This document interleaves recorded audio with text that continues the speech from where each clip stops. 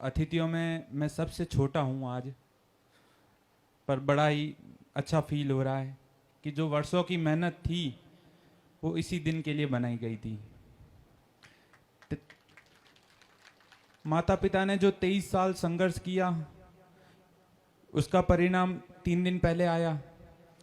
क्योंकि अतिथियों में रूपाराम जी नामा जो सर है वो मेरे पिता के मार्गदर्शक रहे हैं, तो ये बड़े अच्छे से वाकिफ़ हैं कि किस प्रकार से इन्होंने मेरे पिता को मार्गदर्शन किया कि पढ़ाना है, ऐसे करना है।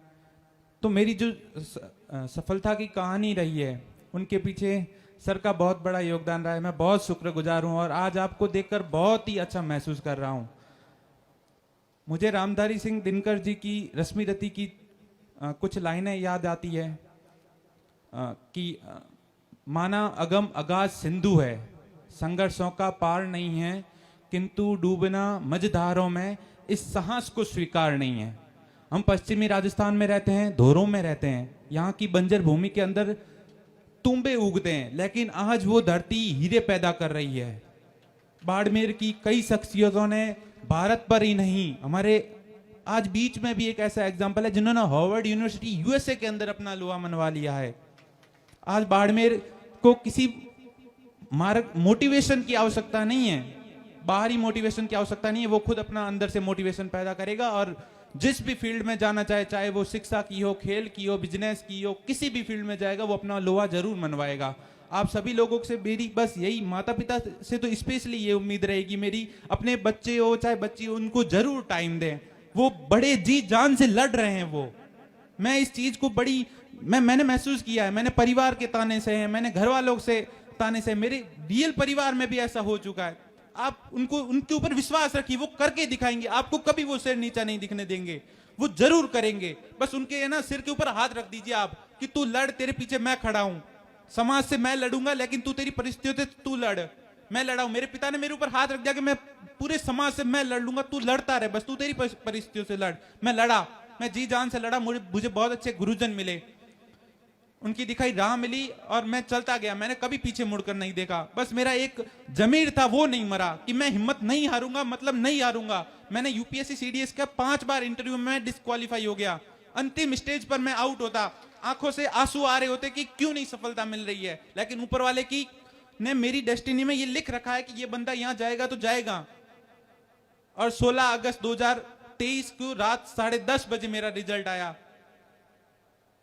माता पिता तो थे ही, उनकी आंखें तो नम थी, लेकिन मैं पूरी तरह इमोशनली टूट चुका था। मुझे अब अभी भी विश्वास नहीं हो रहा कि मैंने वो कर दिखाया क्या। स्पेशली बच्चों की या फिर मेरे छोटे भाई बहनों की बात करूं, हम जिस परिवार से बैकग्राउंड से आते हैं, हमारे माता पिता बहुत कड़ी मेहनत करते हैं ना।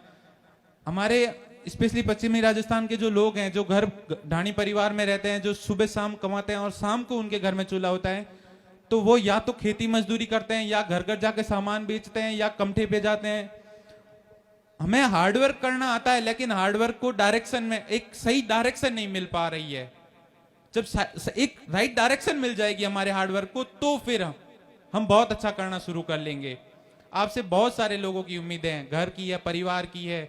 आप उन उम्मीदों पे हमेशा खरा उतरें। एक शॉर्ट टाइम की खुशी के लिए कभी अपने आप को ना झोंकें कि ये हो जाएगा, क्योंकि ये जो उम्र है ये सही और गलत 2 रास्तों की ओर मुड़ी हुई है। यदि आपने सही चुन लिया तो आप अपनी मंजिल पे पहुंच जाएंगे, और गलत चुन लिया तो खानदान का नाम तो जाएगा ही जाएगा, आपका अपना पूरा भविष्य भी चला जाएगा। लगे रहिए जी जान के साथ, मेहनत के साथ।